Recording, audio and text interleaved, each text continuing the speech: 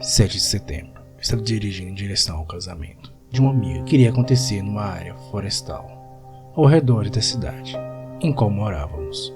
Era um dia calmo, havia um céu claro, com milhares de estrelas e uma lua minguante. O clima estava tão agradável. A única coisa desconfortável era que aquele vestido longo, cheio de pedraria, que eu fui obrigado a usar, já que seria madrinha no casamento. Enquanto dirigia, notei que o sinal do GPS do meu celular começou a dar problema. Mas, como no dia anterior eu mesmo havia feito o percurso com Cecília para colocar plaquinhas indicativas que auxiliaria as pessoas a encontrarem o local da celebração, não tive medo. Continuei dirigindo e um pouco à frente avistei uma dessas placas, com uma seta que apontava para a entrada por entre as florestas. Era uma estrada estreita de terra vermelha. Naquele ponto não havia poste com luz ou qualquer outra fonte de iluminação que não fosse os faróis do carro, ou aquela linda lua minguante que parecia um sorriso estampado naquela imensidão em azul marinho. Segui pelo caminho de terra, atenta a qualquer sinalização, já que meu GPS havia parado de funcionar completamente. Avistei ao longe luzes na cores verde e fui em direção a elas. Conforme me aproximava, fui notando coisas que não me recordava de ter visto, como uma ponte de madeira suspensa sobre um córrego. Enquanto o carro passava, eu podia ouvir o ranger da madeira velha, que parecia que iria ceder a qualquer momento. Depois da ponte, me vi entre altas árvores. A floresta ao meu redor parecia ter ficado mais densa. No entanto, continuei na direção daquelas luzes. Ao chegar aonde ele estava, notei que todo o caminho a partir dali estava iluminado por elas. Ao meu ver, parecia parte da decoração do casamento, e aquilo não me preocupou. Continuei no caminho, iluminado por cerca de 10 minutos, e parecia que não tinha fim, pois até o limite da minha visão eu apenas via aquelas luzes, mas não o lugar aonde aconteceria o casamento. Decidi seguir por mais alguns minutos, e caso não encontrasse nada, voltaria para casa. O som do carro começou a falhar, e havia apenas estática. Em seguida foram os faróis, e por fim o motor. O carro apagou, e eu entrei em pânico. Não conhecia aquele lugar. Não havia encontrado ninguém no caminho. E se eu tivesse entrado no lugar errado? Quanto tempo levaria até conseguir socorro? Foi neste momento que comecei a ouvir algo semelhante a passo sobre os galhos secos. Podia ser qualquer coisa, desde uma pessoa a um animal. Olhei em todas as direções e não avistava nada. Aquilo estava além dos limites das luzes, e aquilo começou a mover-se mais rápido. Pude ouvir as folhas sendo arrastadas, e no instinto de preservação, travei as portas do carro. Reclinei o banco, mas os barulhos não paravam.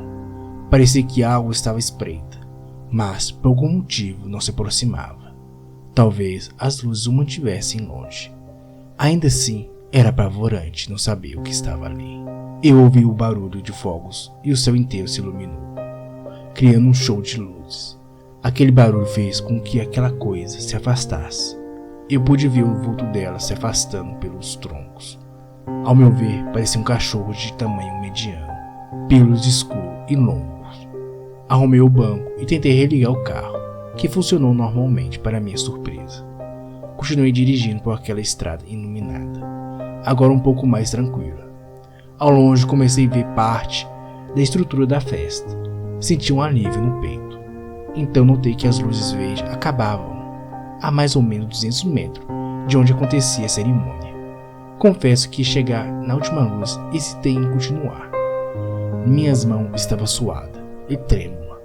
Meu coração começou a acelerar e eu pude sentir um calor estranho me invadindo. Enquanto estava parado, tentando superar aquela ponta de medo, fui surpreendida por um estrondo sobre o carro. O teto afundou um pouco e aquilo me assustou. Eu dei uma ré. Ao fazer isso, o que havia caído sobre o carro rolou para o meu para-brisa da frente. Era o corpo de um homem. Seu rosto havia sido totalmente destruído e dava para ver um buraco que lhe atravessava o corpo, bem na altura do coração. Eu queria sair dali, mas o nervosismo me impedia. Toda vez que eu tentava sair com o carro, ele apagava. Percebi então que havia um pouco mais ao longe uma área iluminada por uma única luz verde. E nos limites dessa luz estavam algumas pessoas. Havia várias outras caídas no chão.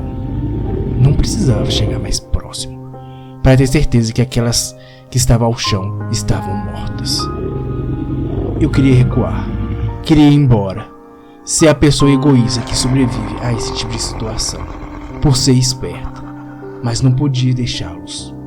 Saí do carro, caminhei até a luz, que estava mais próxima a mim.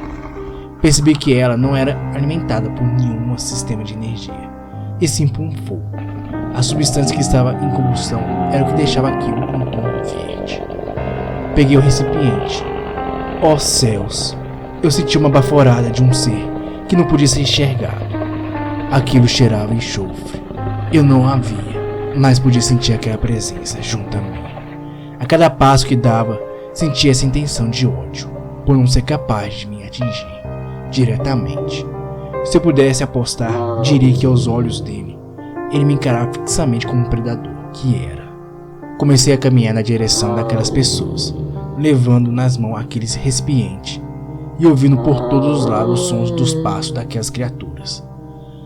As pessoas sob aquela luz eram minhas pessoas, meus amigos, queridos. Tentei evitar olhar para que estavam caindo ao chão, pois eu perderia o pouco de coragem que tinha reunido. Eles pegaram a outra fonte que mantinha em segurança, e nós fizemos essa espécie de barreira. Eu ia iluminando a frente, e atrás o noivo de Cecília segurava a outra luz. Ouvíamos rosnado, sentíamos medo, mas parecia estar dando certo. Até que ao chegar na metade do caminho, uma das pessoas foi puxada para longe. Sim, ela saiu da área iluminada por um instante, e apenas isso foi o suficiente para eles atacarem. Éramos muito, cerca de 12 pessoas, e os passos deviam ser lentos e coordenados, uma eternidade até chegar ao caminho das luzes. Ali, por um pequeno momento, pude pensar que estávamos em segurança, mas a luz em minha mão apagou. E eu notei que todas as luzes próximas já se começavam a se apagar. A cada luz que se apagava, eles avançavam sobre nós. As pessoas junto a mim, desesperadas, começaram a correr por entre os caminhos iluminados, buscando as luzes que estiveram mais vivas. Mas parecia que todas estavam fardadas a se apagarem a qualquer momento. E foi então que pensei em pegar algum galho seco. Rasguei pedaços do meu vestido e corri para o meu carro, abrindo o tanque de gasolina. Enfiei lá, esperando que o tecido ficasse encharcado de gasolina e pudéssemos nos dar algum tempo. Depois peguei um dos recipientes que ainda queimava e joguei o conteúdo dele naquela tocha improvisada. E para minha surpresa, mesmo ao se alimentar com gasolina, o fogo permanecia verde. Nesse momento, ouvimos aqueles que haviam se antecipado gritarem tão alto. Depois de um silêncio tenebroso, se aplacou sobre o local.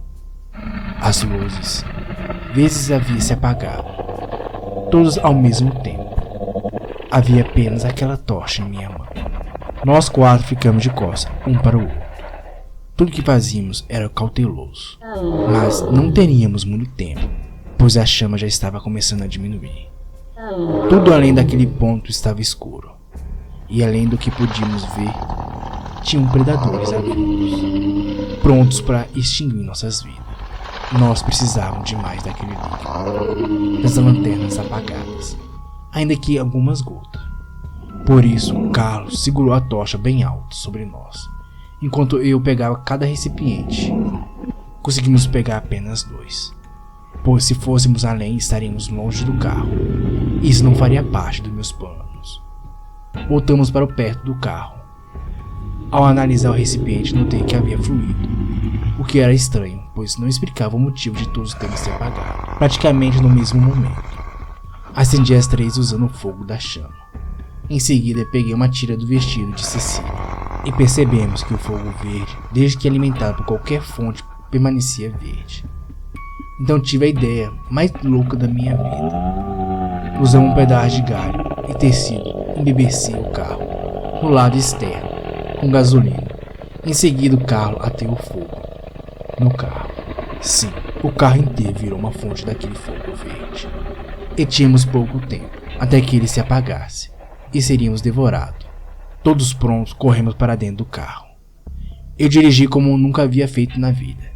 Senti o solavanco quando os pneus passavam por cima dos corpos, no meio do caminho. Ainda assim podia ouvir o som das criaturas correndo pela escuridão. Dentro do carro estava um forno. Havia muita fumaça. Mas, ao cruzar a ponte, aquela estranha ponte de madeira, da qual eu não me recordava, o som das criaturas desapareceu completamente. Eu acelerei ainda mais, ao ponto de quase perder o controle. Mal consegui deixar os olhos abertos, devido ao calor e à fumaça. E o trajeto que antes havia feito em 20 a 30 minutos, devo ter levado apenas 10. Ao chegar na pista, o fogo já havia passado para o lado interno do carro, nos obrigando a abandonar o veículo. Apavorados, ficamos sem saber se era seguro permanecer próximo ao carro, que poderia explodir a qualquer momento, ou se deveríamos nos aventurar na escuridão. Eu senti que era seguro, então fui a primeira a deixar a área iluminada. Os outros 3 vieram em seguida, e assistimos o carro ser consumido pelo fogo, então explodir. Não muito tempo depois, o sol se levantou e conseguimos ajuda com um caminhoneiro que passou e chamou a polícia e uma ambulância. Contamos tudo o que aconteceu, mas acabamos ficando como mentirosos, pois nem mesmo um corpo foi encontrado no caminho que descrevemos. Não apenas isso, as pessoas que morreram naquele lugar não morreram de fato. Na verdade, aqueles convidados jamais conseguiram chegar ao local da cerimônia, pois perderam-se no caminho. Apenas nós 4 sabemos o que aconteceu naquele lugar. Mas, por algum motivo, acho que aquela ponte seja uma passagem para uma outra realidade, na qual durante a noite seres das trevas saem para caçar pessoas. Acredito que nós que escapamos de lá tivemos a pura sorte. Meu único desejo é que nenhum deles encontre essa passagem que dá para o lado de cá. Muito obrigado. Fiquem bem. Fiquem seguros.